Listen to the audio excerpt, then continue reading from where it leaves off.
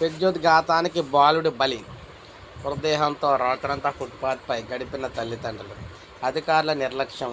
విద్యుత్ తీగలు ఓ బాలుడి పట్ల మృత్యు పాశాలయ్యాయి. విశాఖలో చోటు చేసుకున్న విషాదానికి సంబంధించిన వివరాలు ఇలా ఉన్నాయి. తాడిశెట్టి గోపి, ఆయన భార్య ఇద్దరూ కలిసి విశాఖలోని వేపగుంట కూడలిలో పగలు భిక్షాటన చేస్తూ రాత్రిలో బీఆర్టీఎస్ ఫుట్పాత్పై నిద్రిస్తూ ఉంటారు. కుమారుడు బలరాం కూడా వీరితోనే తిరుగుతూ ఉంటాడు. శుక్రవారం రాత్రి వేపకొండ నుంచి బీఆర్టీఎస్ రహదారిలో వీరు పడుకునే ప్రదేశానికి వెళ్తూ ఉండగా ఫుట్పాత్పై ఉన్న విద్యుత్ స్తంభం అడుగు భాగాన ఉన్న ఓ తీగ వేలాడుతూ బలరాంకు తగిలి అక్కడికక్కడే చనిపోయాడు. వెంటనే తల్లిదండ్రులు పెందుర్తి ప్రభుత్వ ఆసుపత్రికి తీసుకెళ్లగా వైద్యులు పరీక్షించి మరణించినట్లు నిర్ధారిస్తూ ధృవీకరణ పత్రం జారీ చేసి పెందుర్తి పోలీస్ స్టేషన్లో ఫిర్యాదు చేయాలని సూచించారు. పోలీస్ స్టేషన్కు వెళ్లి విషయం తెలుపగా దహన సంస్కారాలు చేసుకోవాలని సూచించి పంపించేశారు. దిక్కుతోచక కుమారుడి మృతదేహంతో రాత్రంతా ఫుట్పాత్ పైన తల్లిదండ్రులు ఉండిపోయారు.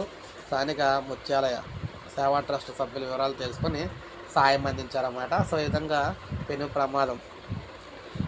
ఉండడానికి ఇల్లు లేక, బ్రతకడానికి వృత్తి లేక ఇలా భిక్షాటన చేస్తూ జీవిస్తూ ప్రాణాలు పోగొట్టుకునే పరిస్థితి వచ్చిందనమాట.